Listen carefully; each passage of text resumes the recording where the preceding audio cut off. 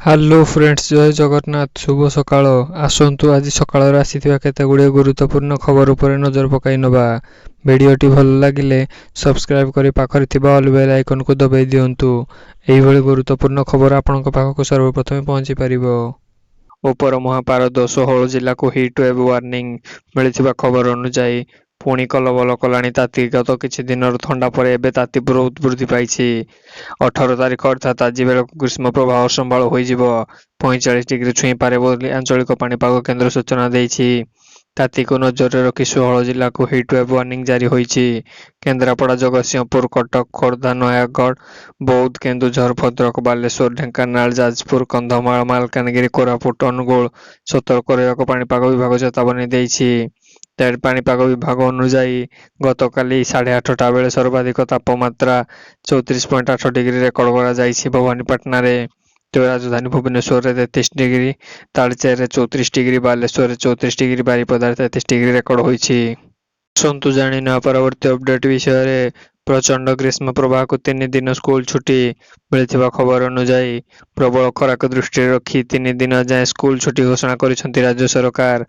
18 ତାରିଖରୁ 20 ତାରିଖ ଯାଏଁ ସ୍କୁଲ ଛୁଟି ଘୋଷଣା ହୋଇଛି।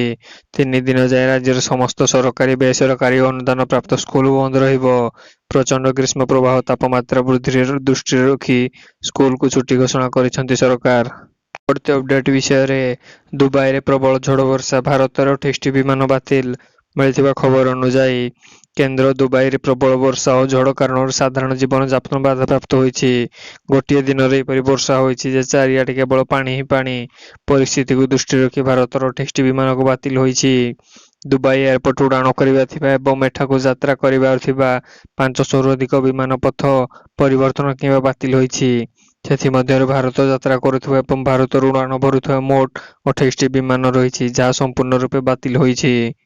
ମରୁଭୂମି ସହର ଦୁବାଇରେ ଜାରି ରହିଛି ବର୍ଷାର ତାଣ୍ଡବ। ଦିନକରେ ଏଠାରେ ଏପରି ବର୍ଷା ହୋଇଛି ଯେ ବର୍ଷକର ରେକର୍ଡ ଭାଙ୍ଗିଛି। ରାସ୍ତାଘାଟଠୁ ଆରମ୍ଭ କରି ଆନ୍ତର୍ଜାତିକ ବିମାନ ବନ୍ଦର ସବୁ ବୁଡ଼ିଗଲା।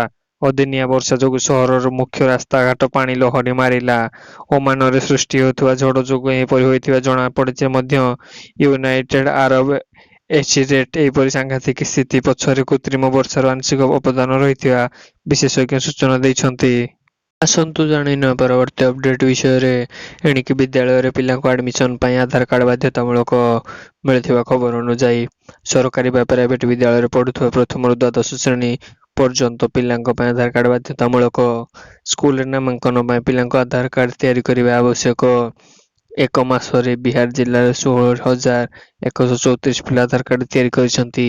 କେବଳ ଶିଶୁ ଆଧାର କାର୍ଡ ତିଆରି ପାଇଁ ଜିଲ୍ଲାରେ 46ଟି କେନ୍ଦ୍ର ଚୟନ ହୋଇଛି। ଏଥିରେ 27ଟି କେନ୍ଦ୍ର ଆଧାର କାର୍ଡ ଏବଂ ସଂଶୋଧନ କାର୍ଯ୍ୟ ଜାରି ରହିଛି। ତେବେ ପ୍ରତ୍ୟେକ ଜିଲ୍ଲାରେ 2ଟି ଆଧାର କାର୍ଡ କେନ୍ଦ୍ର ନିର୍ମାଣିତ କରିବାକୁ ଲକ୍ଷ୍ୟ ରହିଛି। ଯେଉଁ ପିଲା ପାଖରେ ଆଧାର କାର୍ଡ ନାହିଁ ତାଙ୍କର ଆଧାର କାର୍ଡ ନିଷ୍କ୍ରିୟ ତିଆରି କରାଯିବ। ଯାହା ପାଖରେ ଆଧାର କାର୍ଡ ଅଛି ସେ କୌଣସି ଭୁଲ ରହିବ ତେବେ ତାହାକୁ ସଂଶୋଧନ ଲାଗି ଅଭିଭାବକଙ୍କୁ 50ରୁ 100 ଟଙ୍କା ଖର୍ଚ୍ଚ କରିବାକୁ ପଡ଼ିବ।